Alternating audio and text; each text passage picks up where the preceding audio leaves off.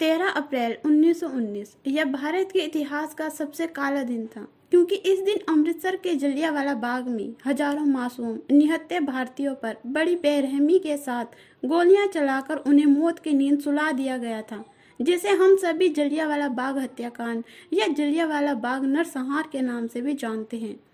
देश की इस आज़ादी की लड़ाई में हजारों भारतीय शहीद हो गए थे, जिनमें हिंदू, मुसलमान, सिख समेत सभी धर्मों और जातियों के लोग शामिल थे। ये बात तो हम सब ने पढ़ी कि जनरल डायर के कहने पर गोरखा के जवानों को जलियांवाले बाग में गोलियां चलानी पड़ी थी। लेकिन इतनी बड़ी संख्या में लोग जलियांवाला बाग में इकट्ठा क्यों हुए थे? आखिर क्यों जनरल डायर ने बेगुनाह भारतीयों पर गोलियां चलाकर बर्बरता की हदें पार कर दी थी और बाद में शहीद उधम सिंह ने जनरल डायर को मारकर जलियांवाला बाग हत्याकांड का बदला भी लिया था। लेकिन दोस्तों, जिस व्यक्ति को उधम सिंह ने मारा था वह व्यक्ति ही नहीं था जिसने जलियांवाला बाग में गोलियां चलाने का आदेश दिया था। तो फिर उधम सिंह ने किसे मौत के घाट उतारा था? जलियांवाला बाग से संबंधित और भी कई ऐसे रहस्य हैं जिसके बारे में आज भी देश की अधिकतर जनता अनजान है। आज की इस वीडियो में हम जलियांवाला बाग की पूरी घटना हम आपको बताएंगे और इससे जुड़े कई ऐसे सच और तथ्य आपके सामने पेश करेंगे जो आपने पहले कभी नहीं सुने होंगे। ये वीडियो आखिर तक जरूर देखना। घटना की शुरुआत 10 अप्रैल को होती है, जब रोलर एक्ट का उल्लंघन करने पर सैफुद्दीन किचलू और डॉक्टर सत्यपाल को ब्रिटिश सरकार द्वारा गिरफ्तार कर लिया जाता है।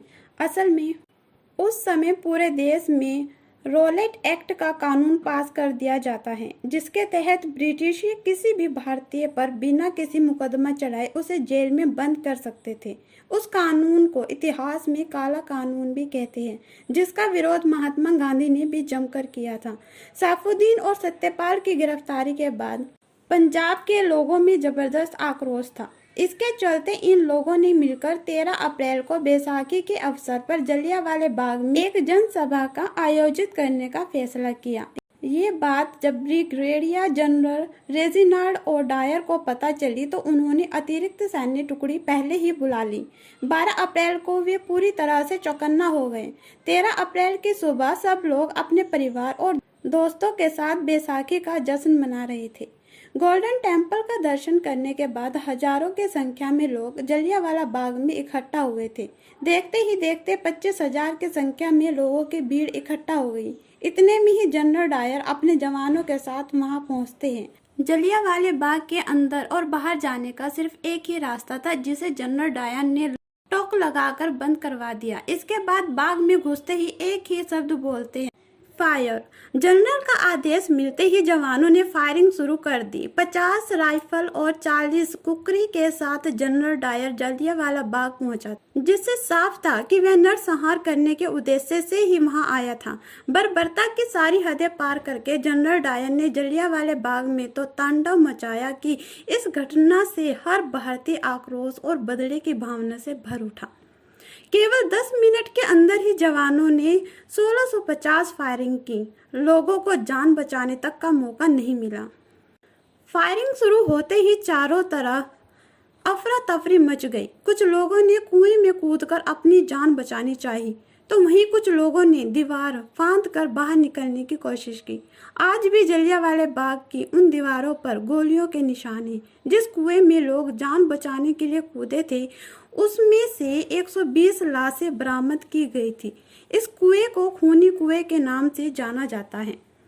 फायरिंग के बाद जनरल डायर हंसता हुआ बाहर निकला। इस घटना के बाद भी बाहर जिस भी भारतीय को देखा उसको भी मार दिया गया। ब्रिटिश सरकार के आंकड़ों के मुताबिक इस नरसंहार में 379 लोगों की मौत हुई थी, लेकिन असल आंकड़ा इससे कहीं ज्यादा है। हजारों भारतीय इस नरसंहार में शहीद हो गए थे।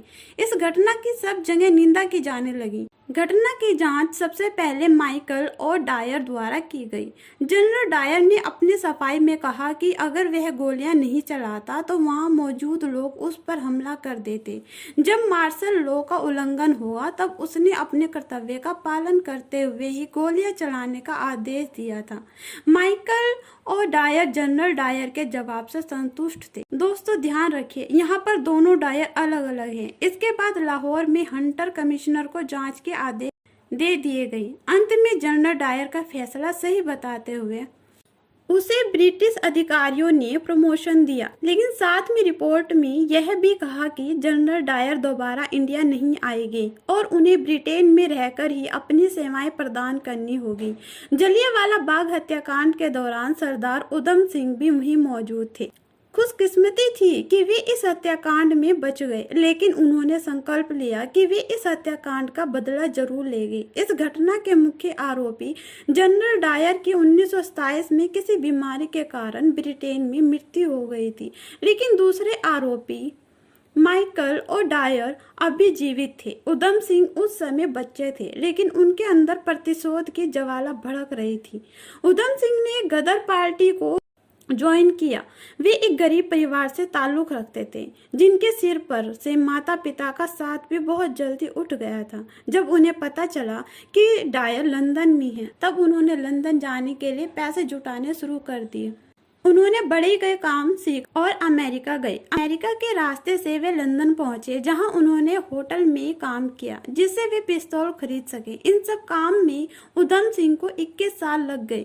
सन 1940 में लंदन के एक्सेटन हॉल में ईस्ट इंडिया एसोसिएशन और रॉयल सेंट्रल एशियन सोसाइटी की मीटिंग होनी थी, जिसमें डायर भी आए हुए थे।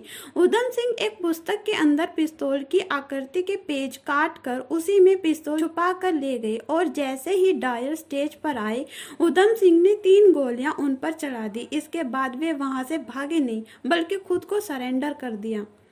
उधम सिंह ने कहा 21 साल बाद जलियांवाला बाग हत्याकांड का बदला लिया और उनका संकल्प पूरा हुआ। हालांकि इसके बाद 31 जुलाई 1940 को उन्हें फांसी दे दी गई, लेकिन यहाँ पर यह बात ध्यान देने योग्य है कि दोनों जनरल डायर अलग अलग, लेकिन दोस्तों दोनों का ही ताल्लुक जलियांवाला बाग हत्याकांड से था, इसलिए लोग उन्हें एक ही शख्स समझ लेते हैं। आज भी इतिहास के पन्नों में उधम सिंह का नाम स्वर्णिम अक्षरों में लिखा हुआ है।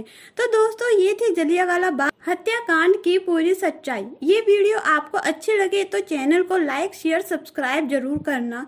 अगर आप इतिहास से संबंधित कोई कहानी सुनना चाहते हो तो हमें कमेंट बॉक्स में बताएं, ताकि हम आपकी पसंदीदा ऐतिहासिक कहानी एक नई वीडियो में लेकर आ सकें। तब तक देखते रहिए real history story of Jallianwala Bagh.